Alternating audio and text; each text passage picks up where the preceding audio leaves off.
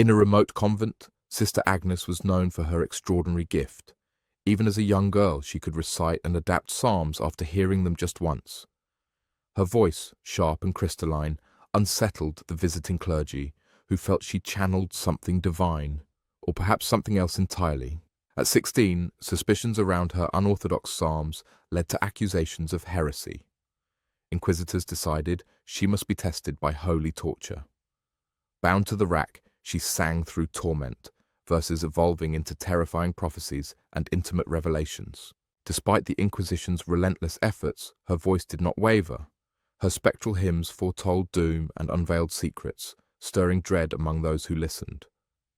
Pilgrims flocked to hear her agonizing song, believing her suffering revealed divine truth.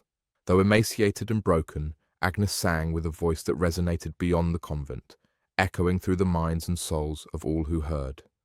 Her psalms, etched in blood and whispered on wind, spoke of a world poised on the brink of despair. The abbess was horrified. She stood defiant, trying to stop the bishop from his damning course.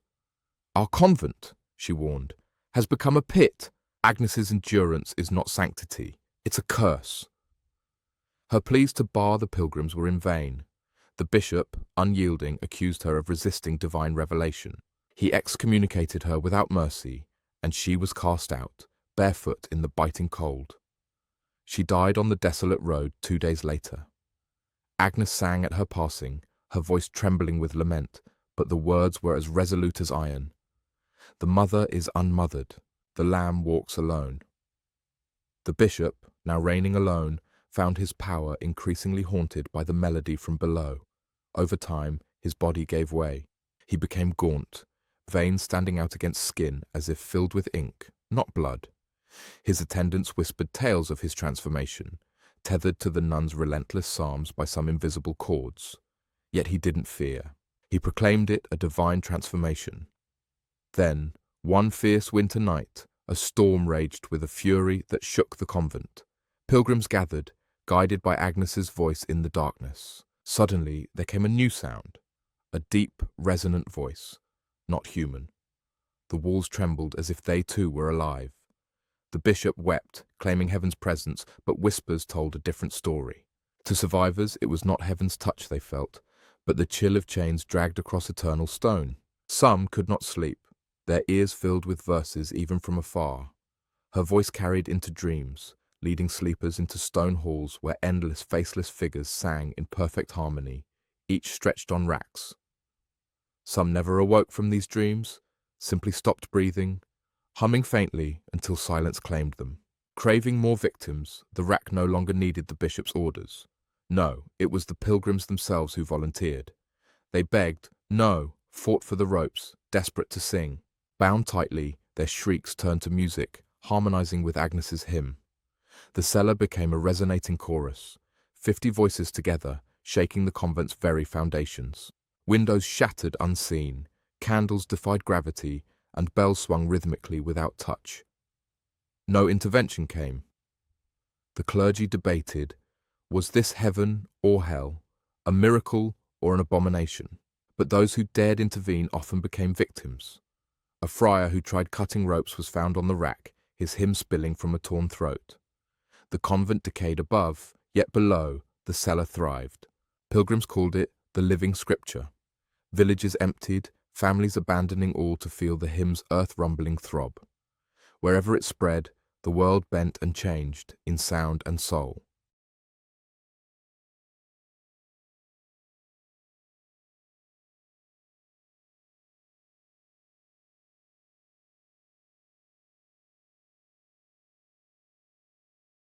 Novices fled in terror, while pilgrims knelt, tears streaming, naming it a miracle.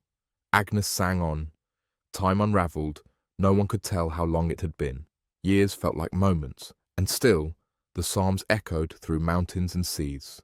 Sailors and miners heard the hymn. Mothers cried them as if giving birth words too deep. The song threaded the world. Armies tried to quash it, but only found ruin. As legs buckled and ears bled, their weapons faltered before the invisible tide. And still, Agnes sang. The hymn enveloped everything and everyone, a wave of sound with no mercy, no end. Beyond the convent, far afield, whispers of the hymn reached distant places. Shepherds and sailors claimed it was everywhere. Unbidden, the world moved to its chords. Even now, it grows, a force aged like time itself. Amidst this anthem, Sister Agnes, bound yet immense, remains. Her voice emerges from the very earth, a prayer without end, a never-closing wound of sound. Welcome to a tale of despair and devotion, where faith and sacrifice intertwine. Pilgrims crawled forward, their bodies broken, eyes hollow, ears bleeding. They sought not healing nor mercy, but to merge with the hymn of Sister Agnes, a song offering not peace, but belonging. So they surrendered, their voices adding to a relentless chorus. In distant lands, rulers trembled, armies fell silent, overcome by the song, even in death. Priests' chants dissolved, as Agnes's melody consumed all. Scriptures burned, smoke forming her verses in the air. The silence filled with echoes of her hymn, a pervasive, inescapable truth. One night, the earth seemed alive, breathing with the hymn. Those inside the convent dropped to their knees, whispering, "She breathes!" Nature itself responded, mountains groaning, rivers rippling. Sister Agnes was no longer just a nun, she was part of the world's very pulse, her hymn entwined with the fabric of existence. The song grew into the cosmos, constellations reformed into written verses, the moon dancing in silent harmony, and even the sun reluctant to rise. The hymn persisted, shaping reality, eternal, unyielding. Join us as we explore this haunting symphony, where the very essence of being vibrates with sacred song. In a world reshaped by song, the hymn did more than inspire visions. It bent reality itself. Stones in distant realms aligned into epic verses, lakes froze with letters upon their mirrored surfaces, and forests whispered psalms with every breeze.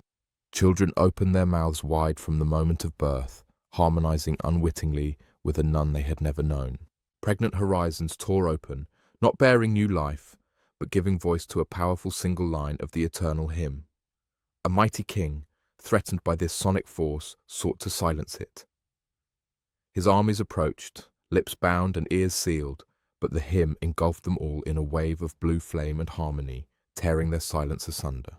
The earth shifted under the hymn's weight, seas withdrew, and mountains unraveled, as the universe's spine bent to the hymn's rhythm. Stars began to sing back in a celestial choir. At the heart of this cosmic upheaval, Sister Agnes remained. Her existence was now a voice calling out to eternity. Her hymn was in us all, echoing in our bones and blood.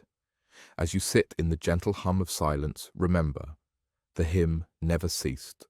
It sings on in the endless space between our heartbeats, each moment a verse, forever pulling us into its eternal stretch. Its music within us, binding our existence to the cosmos.